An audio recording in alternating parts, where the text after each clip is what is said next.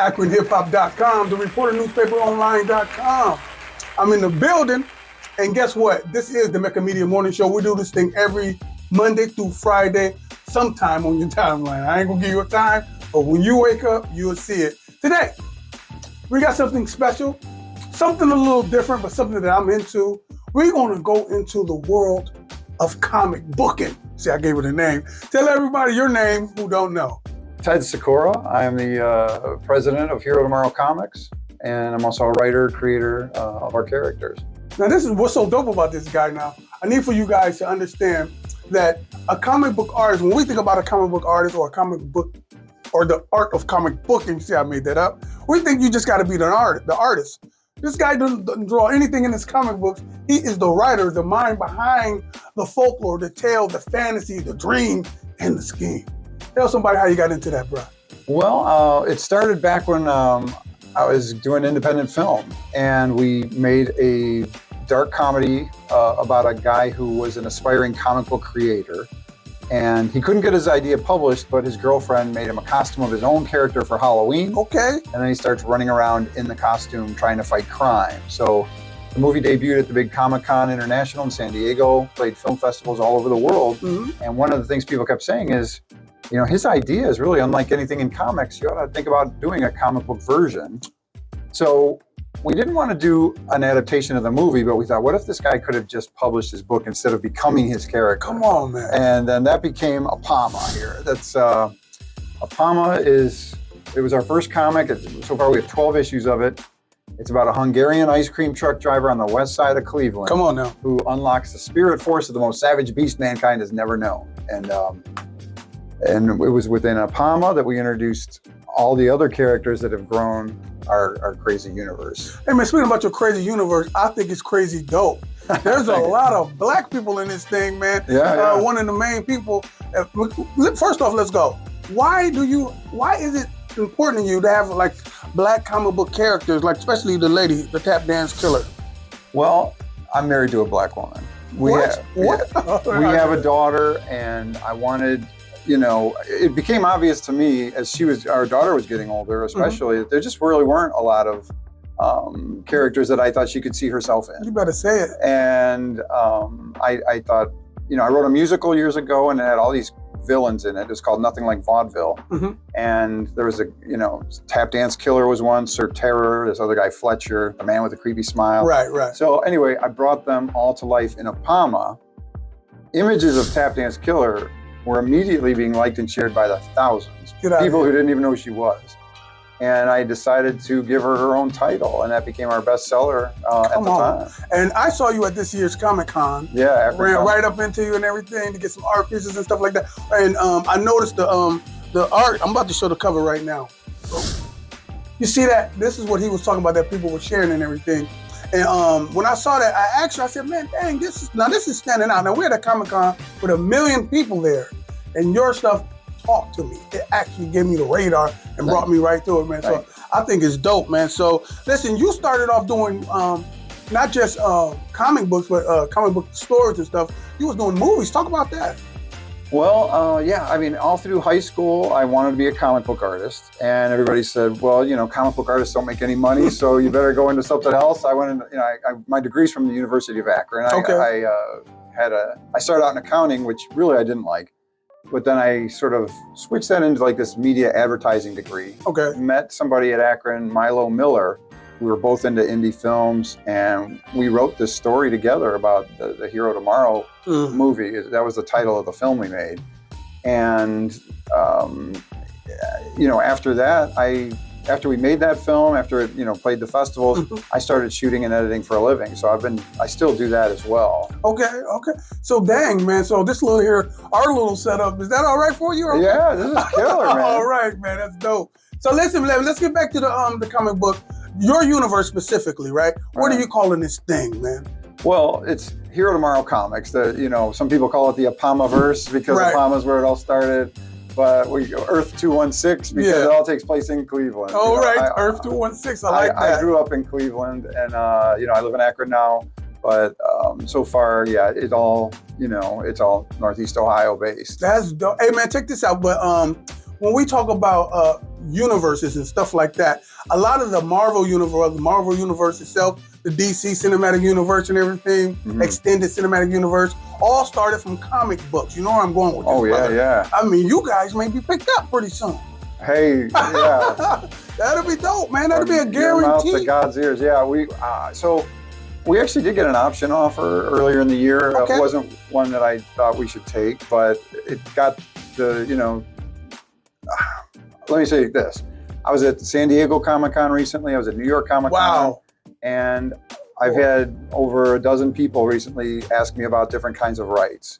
So I started to develop the whole thing into a TV series. So I'm trying to do like a shared universe, All right. all the characters under one roof. So, man, how do you go about, since you're not drawing the stuff, how do you go about getting the art done? Well, we hired artists. We'll put ads out on, digitalwebbing.com was a really good one for us. Okay. Deviant Art. And we had hundreds of people from all over the world submit. So we've been very fortunate on Apama, Benito Gallego, on Tap Dance Killer and Punchline, it's Dani Hariwijawa. Man. And then on Bloom, it is Butch Mappa. So how long you guys been in business, man? So doing the comics, when we made the feature film, we decided to do issue 1 of Apama just to be a freebie on the website. That was back in like 2010. So Oh, man. Then we got bitten by the comic book creating bug because we just realized, wow, anything we dream up goes right into the page, and we don't have to do a whole budget for locations and cast and crew. And so it was wonderful. And then we just started making comics and fell in love with that process. Now, the Comic-Con, people don't realize that's a celebration of the whole geek culture, the whole comic culture. True. In short, I'm not the authority, but we got the grand authority right here. Tell somebody exactly what the Comic-Con is, so when they hear about it, they can know what we're talking about. Yeah, well, there's probably a Comic-Con and every major city has a Comic-Con.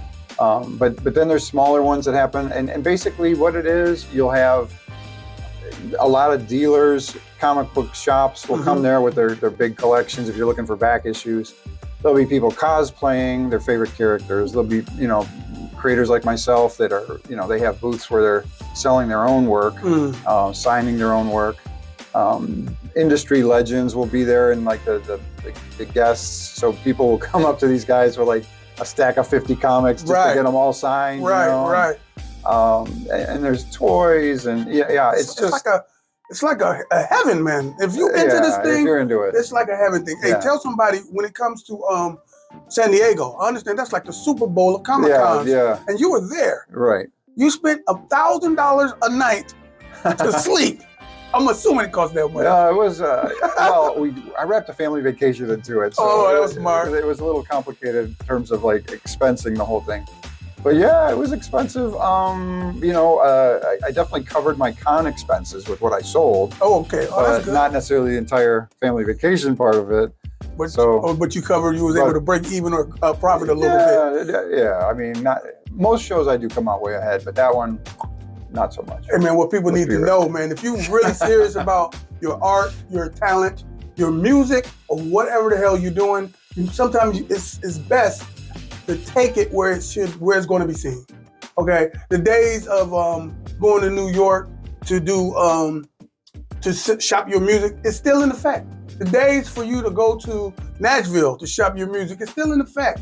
Don't let the digital divide be your only utensil. Sometimes you got to put your face in the place, your product in the function, so you can take it to the next level. Would you agree with that? 100%. Hey man, listen man, so one more time man, let's talk about your universe and the different characters that they can look out for in the different books. Right on. So again, Apama was our first, again, that's the ice cream truck driver, becomes this bling superhero.